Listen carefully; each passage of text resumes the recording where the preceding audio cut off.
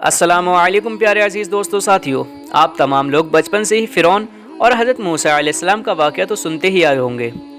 और इसलिए आपकी नॉलेज में ये बात अच्छी तरह होगी कि फ़िरौन अल्लाह ताला का एक नाफरमान बंदा होने के साथ साथ बहुत ही बड़ा जालिम था। वो हमेशा हज़रत मूसा अलैहिस्सलाम और हज़रत मूसा अलैहिस्सलाम की कौम यानी बनी इसराइल पर जुल्म करता रहता था और उनको परेशान करने और उनको सताने का कोई भी मौका नहीं छोड़ता था। और दोस्तों, यही वजह है कि अल्लाह ताला ने फ़िरौन की मौत के बाद उसकी लाश को दुनिया वालों के लिए इबरतनाक निशानी बनाकर छोड़ा है। और फ़िरौन की बॉडी से रिलेटेड ऐसे बहुत सारे राज हैं जो अल्लाह ताला ने कुरान पाक में बयान किए हैं, जिन राज को आज जदीद साइंस भी कड़ी रिसर्च के बाद मानने पर मजबूर हो गई है। दोस्तों, हज़रत मूसा अलैहिस्सलाम के दौर में बादशाहों का लक़ब फ़िरौन हुआ करता था,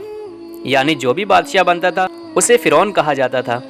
रिसर्च के मुताबिक जिस बादशाह ने हज़रत मूसा अलैहिस्सलाम और बनी इसराइल पर जुल्म सितम किया था, उस बादशाह का नाम कुछ और ही था, लेकिन दुनिया मिस्र के सारे बादशाहों की तरह उसे भी फ़िरौन के नाम से ही जानती है। दोस्तों, ये वो फ़िरौन था कि जिसके दौर में अल्लाह ताला ने हज़रत मूसा अलैहिस्सलाम को उनकी कौम यानी बनी इसराइल के साथ उनको मिस्र छोड़ने का हुक्म दिया था। जब हज़रत मूसा अलैहिस्सलाम अपनी कौम के साथ चुपके से मिस्र से निकल गए और दरियाए नील के करीब पहुंच गए, तो फ़िरौन भी हज़रत मूसा अलैहिस्सलाम का पीछा करते हुए अपनी पूरी फ़ौज के साथ दरिया नील तक पहुंच गया और हज़रत मूसा अलैहिस्सलाम को दरियाए नील पार करते हुए देखकर अपनी फ़ौज को ऑर्डर दिया कि अपनी पूरी फ़ौज के साथ दरिया नील में उतर गया। लेकिन दोस्तों, अल्लाह ताला ने हज़रत मूसा अलैहिस्सलाम और उनकी कौम को तो दरिया पार करवा दिया, लेकिन जैसे ही फ़िरौन ने दरिया पार करने का इरादा किया तो अल्लाह ताला ने दरिया नील के पानी को चलने का हुक्म दिया, जिसकी वजह से फ़िरौन और उसकी पूरी कौम डूबकर मर गई। कुरान मजीद में इस वाक़ये को कुछ यूँ बयान किया गया है, और हमने बनी इसराइल को दरिया पार करा दिया तो फ़िरौन और उसके लश्करियों ने सरकशी और जुल्म और ज़्यादती के साथ उनका पीछा किया, यहाँ तक कि जब फ़िरौन डूबने लगा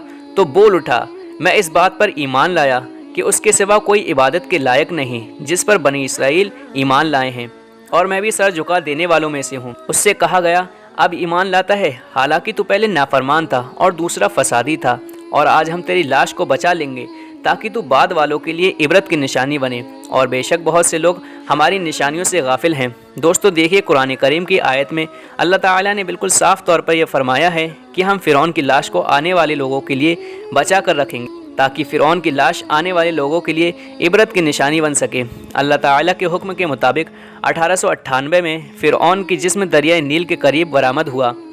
और बाद में उसकी बॉडी को कायरो यानी मिस्र का एक पॉपुलर शहर में भेज दिया गया। दोस्तों, जून 1975 में डॉक्टर मायरस ने फ़िरौन की लाश के उन हिस्सों का भी जायज़ा लिया जो अभी तक छुपे हुए थे, और मज़ीद तहकीकात करने के बाद फ़िरौन की लाश को पेरिस ले जाया गया। पेरिस के तमाम माहिरीन की तहकीक करने के बाद ये बात ज़ाहिर हुई कि फ़िरौन को दरिया के मौजों ने अपनी लपेट में लिया था। तो दोस्तों, पहले के दौर में मिस्र के लोग लाशों पर ऐसा मसाला लगाया करते थे जिन मसालों के ज़रिए लाशें महफूज रहती थीं। कुछ मम्मियों के जिस्म तो आज तक मिस्र में रखे हुए हैं और कुछ पर से उन लोगों ने पट्टियाँ भी हटा दी हैं, जिनकी लाशों से ये पता चलता है कि वह किसी मुर्दे की खाल है। लेकिन फ़िरौन की मम्मी वो वाहिद लाश है जिस पर आज भी गोश्त तरोताज़ा है। ये बात सच है या झूठ, लेकिन कहा जाता है कि हर साल मार्च के महीने में फ़िरौन की लाश पर कुछ चूहे छोड़े जाते हैं और ये चूहे फ़िरौन की लाश पर पड़ा हुआ गोश्त खा जाते हैं। इसके बाद इसकी बॉडी की फिर से ड्रेसिंग की जाती है और इसे शीशे में सजा दिया जाता है। दोस्तों, यकीनी तौर पर अल्लाह ताला ने अपना ये वादा पूरा किया जो कुरान में फरमाया था कि हम फ़िरौन की लाश को महफूज रखेंगे ताकि वो आने वाले लोगों के लिए इबरत की निशानी बने। 1895 में जब फ़िरौन की लाश मिली तो ये बात साबित हो गई कि फ़िरौन की लाश अभी तक बाकी है। दोस्तों, यकीनन बुज़ुर्गों ने सही कहा है कि अल्लाह की लाठी में आवाज़ नहीं होती। दोस्तों, अगर आपको हमारी आज की वीडियो पसंद आई तो लाइक, शेयर और कमेंट ज़रूर करें और चैनल को सब्सक्राइब करना बिल्कुल ना भूलें।